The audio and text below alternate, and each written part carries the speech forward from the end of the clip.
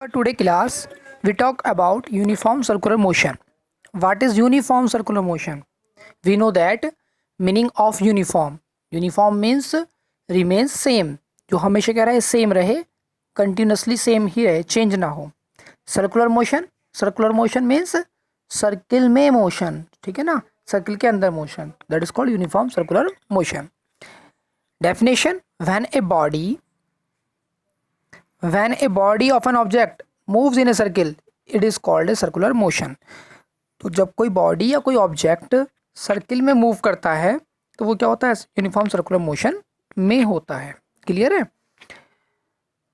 Example of uniform circular motion, देखो ये children है, ये मैरी गो राउंड है, तो ये गोल गोल घूमता है इस तरह, ठीक है ना, ऐसे घूमता है ये. तो ये मैरी गोल्ड राउंड पे एक बच्चा खड़ा हुआ है, तो इसका जो मोशन है, इस बच्चे का जो गोल गोल जब घूमेगा तो इसका मोशन हमारा यूनिफॉर्म सर्कुलर मोशन होगा. क्लियर है? सीडी डिस्क होती है हमारे लैपटॉप में, और पहले चलती थी, अब तो खैर पेन ड्राइव वगैरह उनका ज़्यादा स्कोप है, वरना उससे पहले सीडी और डीवीडीज आती थी, उसमें मूवी होती थी, और अब भी आपको लैपटॉप वगैरह के लिए देखने के लिए मिलती है सीडी. तो उसका जो मोशन होता है वो गोल गोल सर्कुलर मोशन में घूमती है, ठीक है ना, तो उसका मोशन भी क्या होता है, यूनिफॉर्म सर्कुलर मोशन होता है. दोनों एग्जाम्पल्स हैं, और भी बहुत सारे एग्जाम्पल्स पॉसिबल हैं. क्लियर है?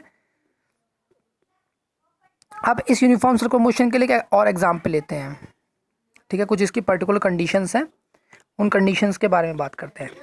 अब देखो इसमें डायग्राम दिया गया है, ये हमारे पास 4 डायग्राम्स है, एक स्क्वायर, एक हेक्सागोनल, एक ऑक्टागोनल एंड एक सर्कुलर ट्रैक. अब में चारों में हम डिफ्रेंशिएट करेंगे कि अगर कोई बॉडी मूव करती है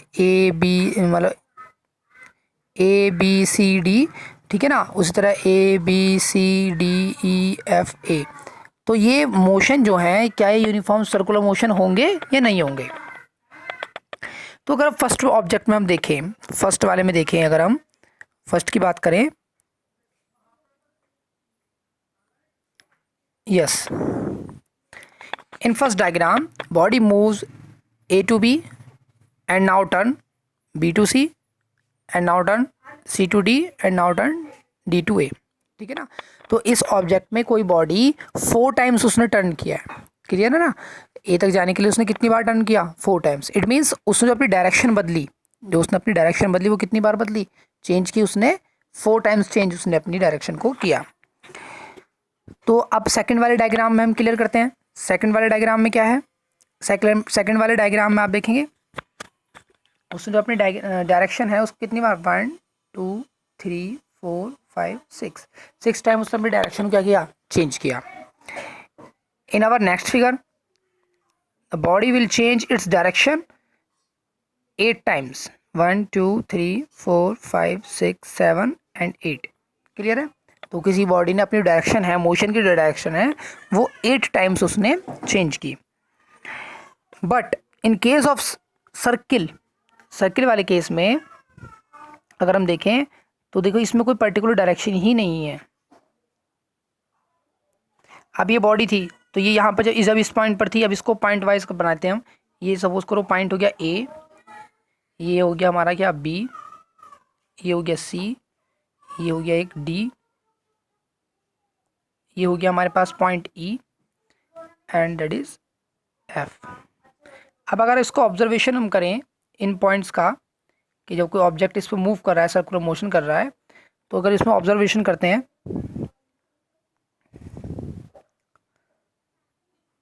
अब हम इसका ऑब्जर्वेशन करते हैं कि इन पॉइंट्स पर सर्किल ने किस तरह मूव किया.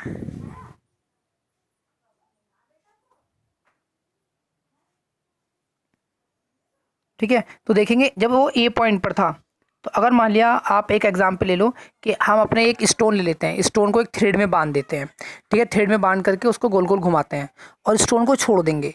जैसे ही हम छोड़ेंगे तो स्टोन को जिस पॉइंट पर छोड़ेंगे तो उसकी डायरेक्शन उधर होगी, तो इसकी वेलोसिटी की डायरेक्शन क्या है, इधर है. ऐसी बी पॉइंट पर इसकी वेलोसिटी की डायरेक्शन ये हो गई, सी पॉइंट पर वेलोसिटी की डायरेक्शन ये हो गई, डी पॉइंट पर वेलोसिटी की डायरेक्शन ये हो गई, ई पॉइंट पर वेलोसिटी की डायरेक्शन ये हो गई, एफ पॉइंट पर ये हो गई. तो इसकी डायरेक्शन क्या हो रही है, बार बार हर एक पॉइंट पर क्या हो रही है, इसकी डायरेक्शन चेंज हो रही है. ठीक है ना?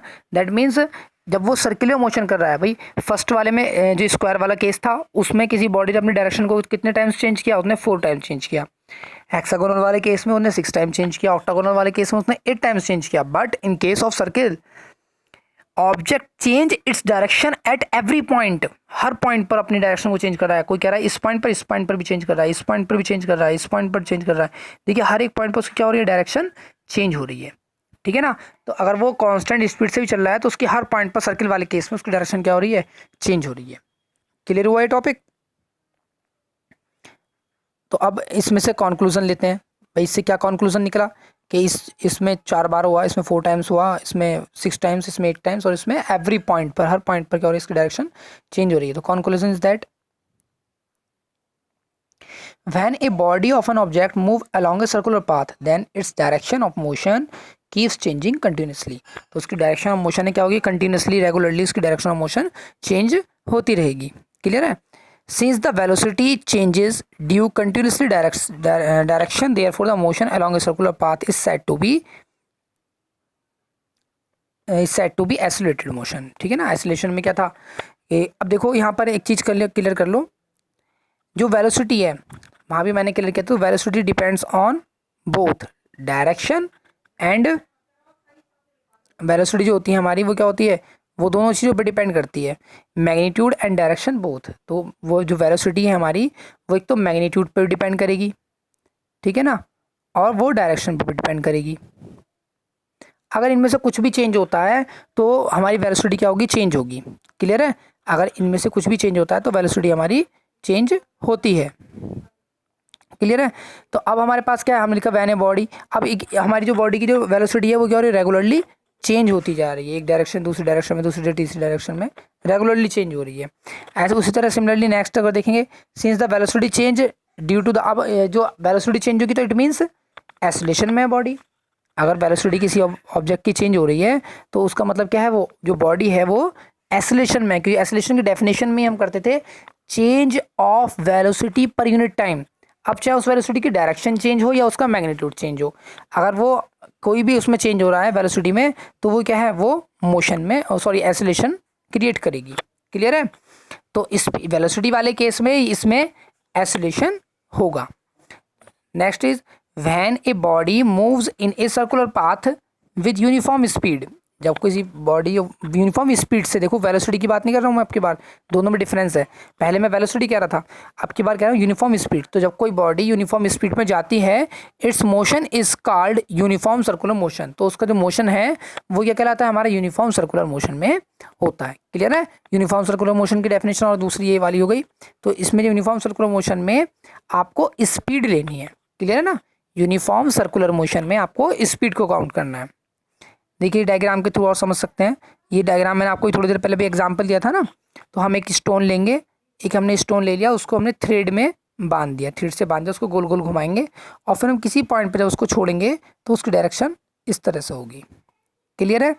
तो इससे क्या कंक्लूजन आया कि जो वेलोसिटी है सर्कुलर मोशन में, एवरी ऑब्जेक्ट की जो वेलोसिटी है वो चेंज होती रहती है एवरी पॉइंट पर। ठीक है। The motion in a circle with constant speed is an example of accelerated motion. मतलब अगर क्या है कि भाई एक्सेलरेटेड मोशन का एक एग्जांपल बताइए कि उसमें क्या हो, बॉडी एक्सेलरेटेड तो हो, है ना, और वो क्या हो लेकिन कांस्टेंट स्पीड हो। तो भाई ऐसे तो आपका तो कोई एग्जांपल है ही नहीं, क्योंकि किसी बॉडी में एक्सेलरेशन की डेफिनेशन कहते हैं चेंज इन वेलोसिटी। अब आप कह रहे हो कांस्टेंट वेलोसिटी, तो जब कोई बॉडी कांस्टेंट वेलोसिटी पे भी हो, मतलब उसकी स्पीड चेंज भी ना हो, ठीक है, कांस्टेंट सॉरी स्पीड पर, और आप कह रहे हो कांस्टेंट स्पीड भी हो और एक्सीलरेशन उसमें प्रोड्यूस हो, तो ये किसका एग्जांपल है, सर्कुल वाला। तो सर्कुल वाले में क्योंकि उसकी डायरेक्शन चेंज हो रही है ना रेगुलरली, तो डायरेक्शन जब रेगुलरली चेंज हो रही है तो इट मीन्स वेलोसिटी चेंज हो रही है, वेलोसिटी चेंज हो रही है इट मीन्स उसमें एक्सीलरेशन प्रोड्यूस हो रहा है। क्लियर है। अब जो आप जो स्टोन को आप अपने क्या रखते हो, बांध करके रखते हो उस थ्रेड से, तो जो कि वो सर्कुलर मोशन में मोशन करता रहे, आप क्या करते हो उसे तेज़ी से घुमाते हो जिससे कि सर्कुल में मोशन करता रहे, सर्कुलर मोशन करता रहे। तो उसके बाद आप अगर उससे थोड़ा सा स्लो घुमाने रहेंगे तो वो स्टोन जो है वो आपके हाथ पर आकर के लग जाएगा, मतलब कि वो सर्कुलर मोशन कंप्लीट नहीं कर पाएगा। वो क्यों होता है, क्योंकि उस पर एक फोर्स वर्क करती है जिसे हम कहते हैं सेंट्रीपिटल फोर्स। क्लियर है। तो ये सेंट्रीपिटल फोर्स एक नेसेसरी फोर्स है किसी भी ऑब्जेक्ट को सर्कुलर मोशन में रखने के लिए। ठीक। अब इसके कुछ एग्जांपल्स हैं। जैसे artificial satellite move in a uniform circular motion.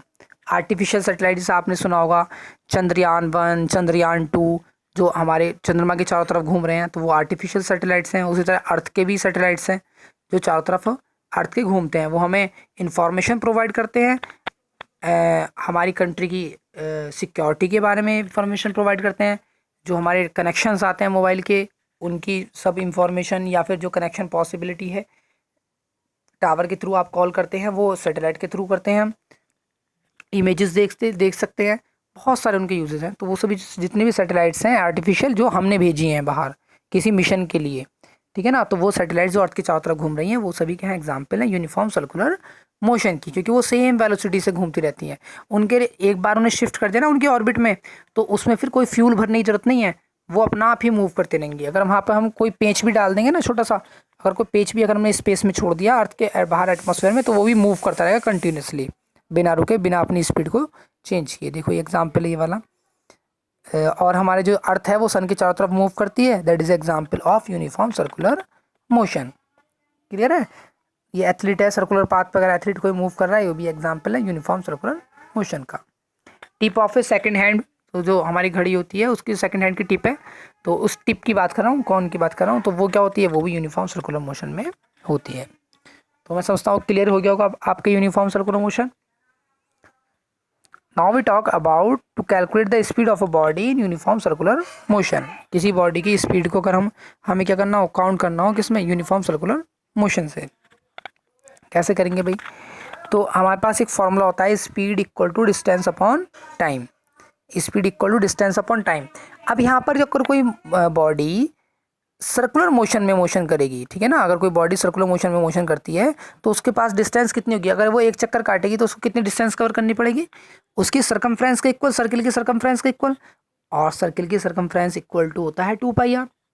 तो we put on the place of displacement the value of circumference that is equal to 2πr। तो v equal to 2πr upon T. Clear हुआ? v equal to 2πr upon T. Pi equal to 22/7 and r is the radius of circular path and t time taken for 1 round. ठीक है, तो इस तरह हम क्या कर सकते हैं, अगर कोई ऑब्जेक्ट सर्कुलर पाथ में मोशन कर रहा है तो उसकी स्पीड को हम इस फॉर्मूले के थ्रू कैलकुलेट ईजिली कर सकते हैं। ठीक है, अब अगर इसमें कोई आपका डाउट है तो ये मैंने एक बार एक्सप्लेन कर दिया था पहले, लेकिन फिर भी अगर आपका कोई एक बार डाउट है इस चैप्टर से, पूरे चैप्टर से रिलेटेड, क्योंकि टेस्ट में आएगा ये चैप्टर, तो आप उसको क्लियर कर सकते हैं, सेंड कर दीजिए। अगर कोई न्यूमेरिकल क्लियर नहीं है या डाउट है वो आप सेंड करके उसको क्लियर कर लीजिए। ये चैप्टर आपका क्या हो गया, फिनिश हो गया है। बुक एक्सरसाइज सभी कर लेंगे जितनी आप से पॉसिबल है। ये देखो ये इस टाइप की होती है, सैटेलाइट का इमेज है ये भी यूनिफॉर्म सर्कुलर मोशन में होती है। तो बुक एक्सरसाइज सब कर लेंगे, एनसीईआरटी क्वेश्चन कर सकते हैं। अब we talk about in next class, in next chapter, force and law of motion. ठीक है ना, चैप्टर नंबर 2 है force and law of motion, उसके बारे में हम पढ़ेंगे नेक्स्ट क्लास में।